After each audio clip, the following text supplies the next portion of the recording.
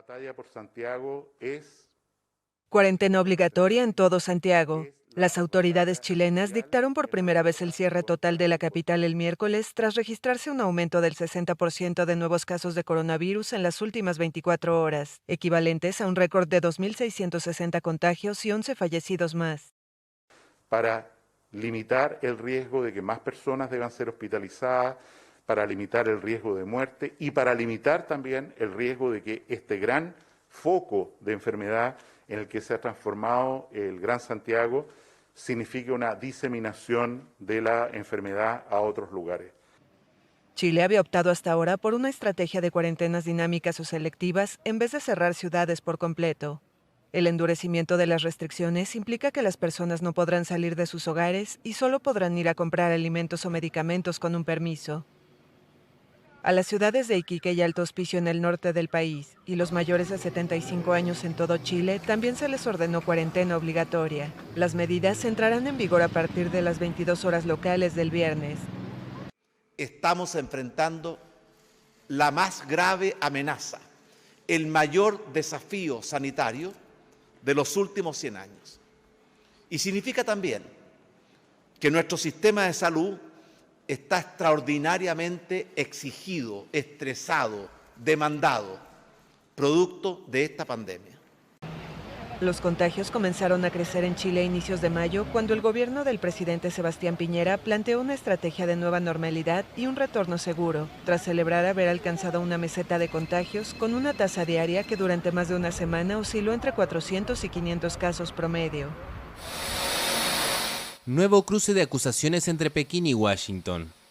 La Policía Federal de Estados Unidos denunció el miércoles que piratas informáticos, investigadores y estudiantes cercanos a China robaron información de institutos universitarios y laboratorios públicos en beneficio del gigante asiático. La reacción del gobierno chino no se hizo esperar. China expresa su disgusto y su firme oposición a tales calumnias por parte de Estados Unidos. A juzgar por sus antecedentes, Estados Unidos ha llevado a cabo las mayores operaciones de robo por Internet a escala mundial.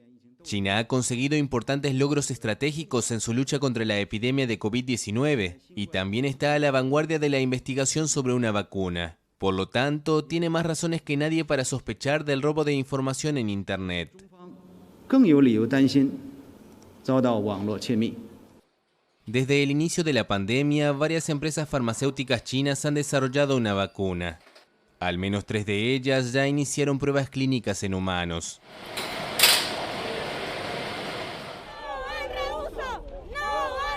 Protesta de médicos y enfermeras en Perú. Profesionales de la salud se manifestaron el miércoles en Lima y otras ciudades del país para denunciar la falta de equipos de seguridad para hacer frente a la pandemia del nuevo coronavirus. Exigimos equipo de protección personal para todas las enfermeras, para todos los médicos y técnicos que estamos al frente de batalla. Los manifestantes también exigieron la destitución de las autoridades del Ministerio de Salud y del Seguro Social, E-Salud, denunciando diferencias entre sus estrategias para combatir la COVID-19. Actualmente no estamos en condiciones. ¿Por qué? Porque no tenemos los equipos de protección personal. ¿Y esto qué conlleva? A que nosotros nos enfermemos. Entonces, si nosotros nos enfermamos, tenemos que irnos aislados. Perú superó el martes la barrera de los 2.000 muertos por coronavirus, que ha contagiado a más de 72.000 personas en el país. Es el cuarto país latinoamericano en número de muertos después de Brasil, México y Ecuador. Según cifras oficiales, más de 630 médicos y 1.200 enfermeras peruanas contrajeron el virus. Una treintena ha fallecido. Italia aprobó el miércoles un paquete de medidas para enfrentar la crisis económica por el nuevo coronavirus. Entre ellas se encuentra la regularización de miles de migrantes indocumentados, trabajadores en el servicio doméstico y el campo. Hemos alcanzado un resultado importante, ciertamente, y también una batalla de civilización, porque creo que la dignidad de las personas debe estar en el centro.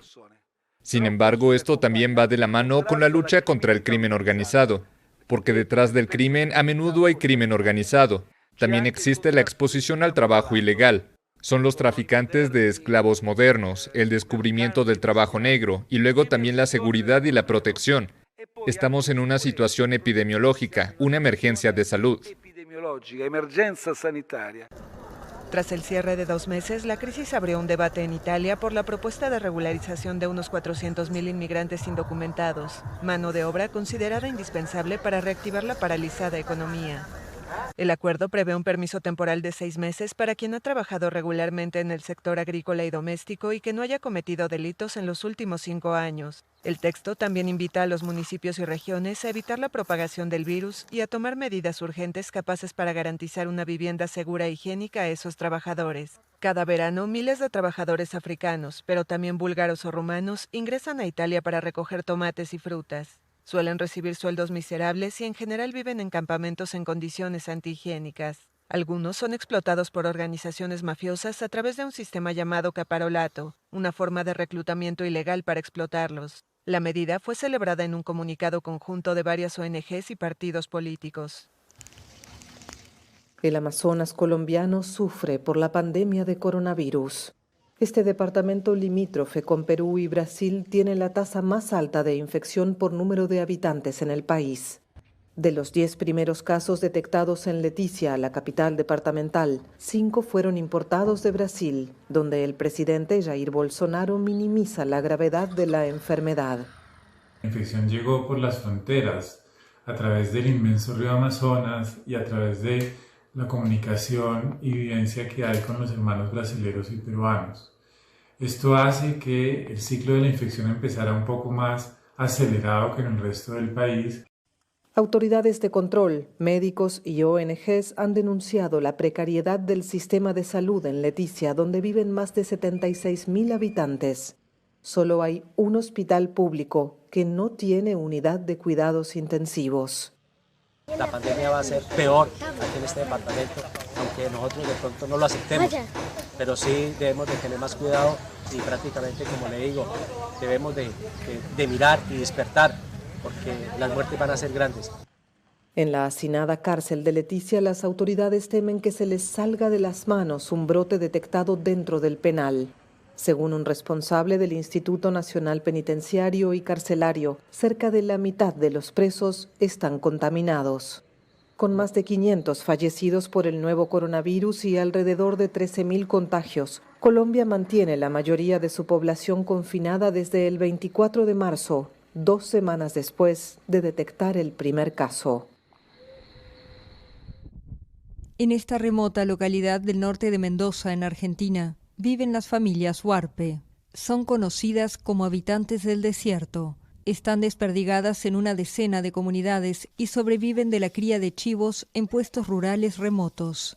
Muchos envían a sus niños a escuelas albergues, donde pasan varias semanas cada mes. Otros asisten a diario a establecimientos rurales, donde también almuerzan. Pero desde que empezó la cuarentena por el coronavirus en Argentina, las escuelas están cerradas. Y es prácticamente imposible seguir los cursos por internet, porque la señal es casi inexistente. Bueno, estamos muy lejos de los sistemas de comunicación y nos ha imposibilitado muchas veces a mis hijos y a otros vecinos también, a otros vecinos que no tienen acceso a internet, no tienen posibilidad de tener esa comunicación. Los maestros se han puesto al hombro la tarea de que la escuela igual llegue hasta ellos. Recorren unos 400 kilómetros para llevarles cuadernillos con tareas que los padres recogen una vez a la semana o cada 15 días, junto a bolsones con aceite, fideos, arroz y leche, que buscan aliviar las carencias económicas de la comunidad. Esta maestra advierte igual que las carencias de los huarpes van más allá de la conectividad. En Argentina, 1 de cada 3 niños vive en la pobreza, pero esta regla matemática no se cumple en esta comunidad. Aquí, todos los menores corren la misma suerte.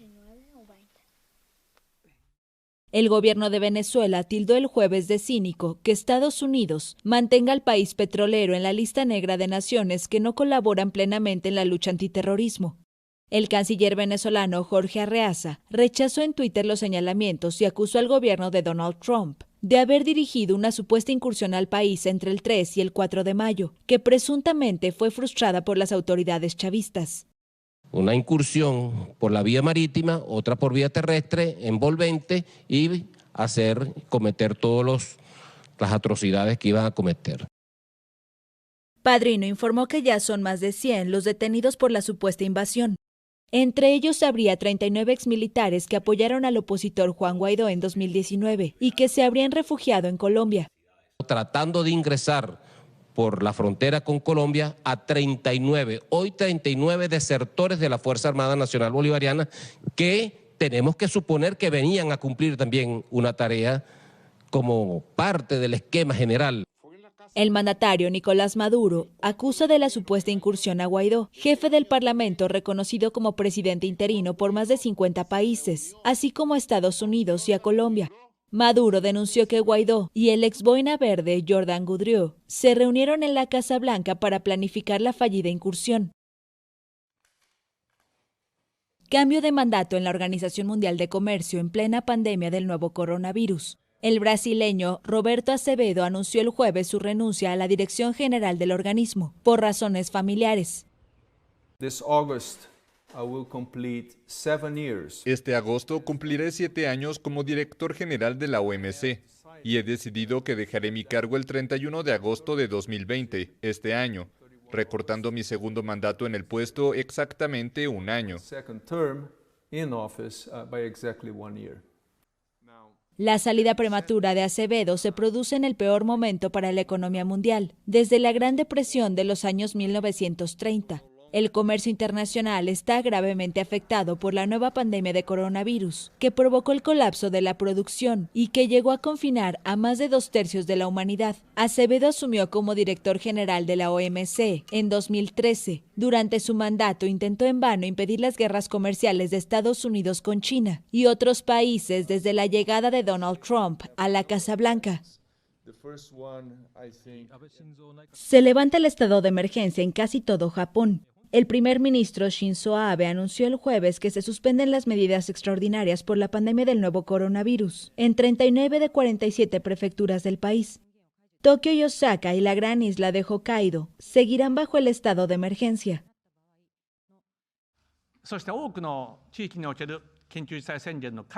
Al levantar el estado de emergencia en muchas áreas, vamos a desarrollar un nuevo estilo de vida, que es el de un mundo con coronavirus. Hoy es el inicio de ello.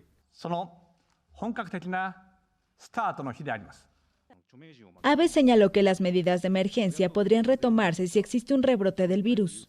Solamente se registraron 55 nuevos casos de infección el miércoles en todo Japón, 10 de ellos en Tokio. En total, el país asiático registró unos 16.000 casos de COVID-19 desde el inicio de la crisis sanitaria, de los cuales cerca de 700 fueron mortales, niveles mucho más bajos que los observados en Europa y en Estados Unidos. Vacío es como el nuevo coronavirus ha dejado el mausoleo del Imán Ali en la ciudad iraquí de Nayaf. Para evitar la propagación del nuevo virus, los lugares de culto están cerrados en esta ciudad del centro de Irak, donde se detectó el primer caso de COVID-19 en el país. Maher al-Rubaye vive a pocos cientos metros del mausoleo. Aún así, hace una peregrinación virtual ante la imagen de la tumba del Imán Ali. El mausoleo es uno de los lugares más importantes de peregrinación de los musulmanes chiitas, que veneran a Ali, primo y yerno de Mahoma y cuarto califa del Islam, como el único sucesor legítimo del profeta. Los expertos en religión afirman que en el contexto actual, la peregrinación a distancia es tan válida como la presencial. Un pequeño grupo de personas mantiene la comunicación abierta y gestiona servicios telefónicos, de Internet o las cámaras instaladas en el lugar. Además, las cadenas chiitas difunden imágenes en directo del mausoleo durante 24 horas del día y varias aplicaciones permiten visualizarlo en 2 dimensiones.